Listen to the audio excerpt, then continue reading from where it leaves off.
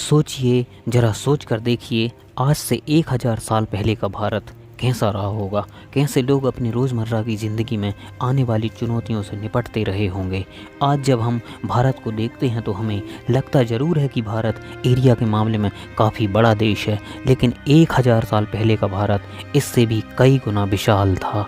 बीते 1000 साल में भारत देश ने विभाजन के कई दंश सहे हैं, जिसके चलते भारत के कई महत्वपूर्ण इलाके अलग हो गए और आज अपनी एक अलग देश की पहचान बनाकर दुनिया में अस्तित्व में है। लेकिन 1000 साल पहले का भारत ऐसा नहीं था। 1000 साल पहले का भारत का मतलब था पाकिस्तान, ईरान, अफ़गानिस्तान, म्यांमार और बांग्लादेश, ये सभी मिलकर एक अखंड भारत का निर्माण करते थे। भारत देश क्षेत्रफल की दृष्टि से उस वक्त बहुत ज़्यादा विशाल था। शायद इसलिए पहले मुग़लों का भारत पर आगमन शुरू हुआ, उसके बाद अंग्रेज़ों ने भारत पर अपनी नज़रें जमाई और यहाँ राज किया। भारत एरिया में तो बहुत था, लेकिन इसकी जनसंख्या लगभग 3 से 4 करोड़ के आसपास थी, जो कि उस वक्त की दृष्टि से एक बड़ी जनसंख्या मानी जाती थी, क्योंकि 1000 साल पहले भारत, चीन और यूरोप की जनसंख्या की दृष्टि में सबसे बड़ी मानी जाती थी। उस वक्त भारतीय लोगों का रहन सहन और जीवन शैली बहुत ही साधारण हुआ करती थी। एक आम भारतीय अपने पूरे जीवन काल में 150 से 200 किलोमीटर के आसपास के एरिया को ही घूम फिर पाता था। इसकी मुख्य वजह ये थी कि उस दौर में यातायात का मुख्य साधन या तो घोड़ा था या फिर बैलगाड़ी, और हम जानते हैं कि इन दोनों ही माध्यम से बहुत दूर तक यात्रा करना संभव नहीं है। खासकर एक आम आदमी के लिए ये तो बहुत ही मुश्किल हो जाता है। इसकी दूसरी वजह थी ज़रूरत। जैसे कि प्राचीन भारत में लोगों के रोजगार का मुख्य जरिया खेती हुआ करती थी और खेती के लिए ज़रूरी सभी आवश्यक चीज़ें अपने आसपास ही मिल जाया करती थीं। इस वजह से उन्हें बहुत ज़्यादा दूर जाने की आवश्यकता भी महसूस नहीं होती थी। देश में एक ऐसा समय काल भी आया था जब देश एक पावर कॉम्प्लेक्स से जूझ रहा था, यानी उस वक्त देश में कोई भी एक शक्तिशाली शासक नहीं था जो पूरे देश को एक करके रख सके।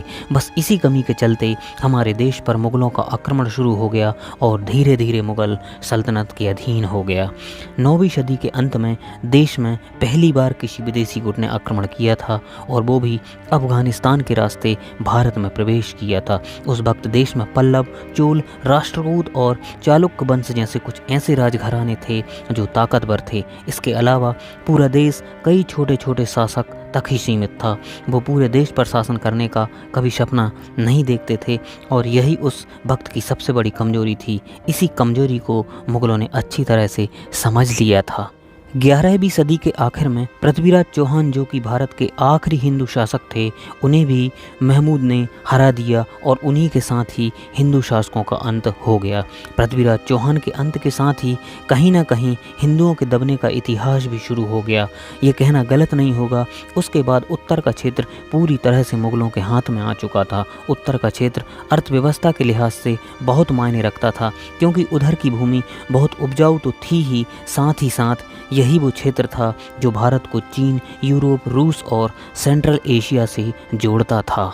इस समय हर शासक का सपना होता था कि वो दिल्ली पर राज कर सके, क्योंकि दिल्ली देश का केंद्र होने के साथ साथ व्यापार का भी केंद्र थी। हमारे देश को सोने का चिड़िया कहा जाता था, ये बात तो आपने सुनी ही होगी। पर ऐसा क्यों कहा जाता था, वो कारण भी आप आज जान लीजिए। असल में आज से 1000 साल पहले का जो समय था वो भारत के लिए आर्थिक रूप से बहुत ही अच्छा था। आज हम जीडीपी की बात करते हैं, हम देखते हैं कि इंडिया आर्थिक मोर्चे पर चीन से पीछे है। एक्सपोर्ट की बात हो या जीडीपी की बात हो, दोनों ही मामले में चीन आज हमसे काफ़ी आगे दिखाई देता है। पर आज से 1000 साल पहले ऐसा नहीं था। शायद आपको यकीन नहीं होगा, लेकिन आज से 1000 साल पहले पूरी दुनिया में एक्सपोर्ट होने वाली चीज़ों में से 30% गुड्स एंड सर्विस का एक्सपोर्ट भारत करता था, जबकि चीन 25% और यूरोप 11% एक्सपोर्ट करता था। भारत सबसे ज़्यादा कपड़े, मसाले एवं खाने की चीज़ें एक्सपोर्ट करने के लिए जाना जाता था। भारत विशेष रूप से मसालों के लिए बहुत फेमस था। यहाँ तरह तरह के मसाले मिल जाते थे। तभी तो यूरोपीय देशों में भारत के बारे में आज भी कहा जाता है कि हम भारतीय बहुत ही मसालों का प्रयोग करते हैं। लेकिन आज की बात नहीं है, बल्कि हम बहुत पुराने वक्त से मसालों का उपयोग करते आ रहे हैं, या यूँ कहें कि मसालों के जनक हम ही हैं। तो भी यह कहना गलत नहीं होगा। यदि लोगों की जीवन शैली की बात करें तो लोग ग्रामीण जीवन जीना पसंद करते थे, इसलिए कुल आबादी का 10% ही मात्र शहर में रहते थे। बाकी के 90% लोग गांव में ही रहा करते थे। गांव की जीवन शैली बहुत ही सरल थी। अधिकतर लोग खेती पर ही निर्भर करते थे, इसलिए हर गांव में पानी की व्यवस्था करना बहुत ही आवश्यक होता था। जिस गांव में प्राकृतिक रूप से तालाब बने हुए थे वहां पर तो कोई समस्या नहीं थी, पर ऐसे गांव जहां तालाब नहीं थे वहां तालाब खुदवाया जाता था ताकि बरसात का पानी उसमें संचय किया जा सके।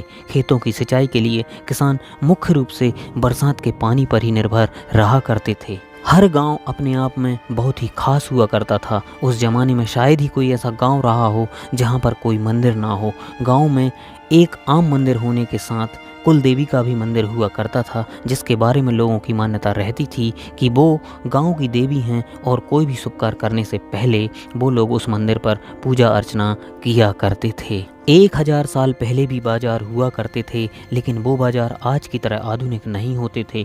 उसमें से बस कुछ ज़रूरत की चीज़ें मिल जाया करती थीं। लोग दुकान भी लगाते थे, लेकिन उन दुकानों में अधिकतर कपड़े, खाने के सामान, मसाले, इत्र पूजन सामग्री इत्यादि ही मिला करती थीं। उस ज़माने में मुद्रा का भी चलन था। लोग सामान खरीदने के बदले मुद्रा दिया करते थे, लेकिन ऐसा नहीं था कि मुद्रा नहीं हो तो लोग सामान नहीं खरीद सकते थे। मुद्रा की जगह कुछ और चीज़ देकर भी सामान खरीदा जा सकता था, जैसे कपड़े खरीदने के लिए गेहूं, फल के बदले चावल इत्यादि देकर भी लोग सामान खरीद लेते थे।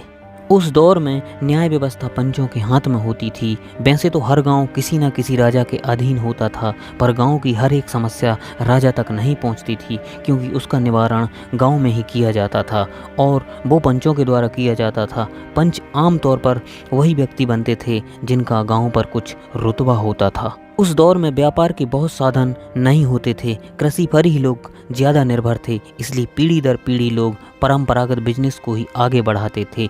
यदि कोई कारीगर है तो वो अपने बच्चे को कारीगरी सिखाता था, यदि कोई चित्रकार है तो वो अपने बच्चे को वही काम सिखाते थे। उस दौर की शिक्षा व्यवस्था भी गुरुकुल के माध्यम से ही संचालित होती थी। गुरुकुल में विद्यार्थी पढ़ने के लिए आते थे और विभिन्न विषयों पर शिक्षा अर्जित करते थे। विद्यार्थी न सिर्फ अपने देश के लिए बल्कि कई विदेशी मुल्कों से भी आया करते थे। आज की तरह उस वक्त भी शादी एक बहुत ही महत्वपूर्ण संस्कार हुआ करती थी और उसे उतनी ही धूमधाम के साथ कराया जाता था। हर गांव का ये रिवाज था कि एक ही गांव में एक ही गोत्र में शादी नहीं होगी और इसलिए हर किसी की शादी किसी दूसरे गांव में और दूसरे गोत्र में होती थी।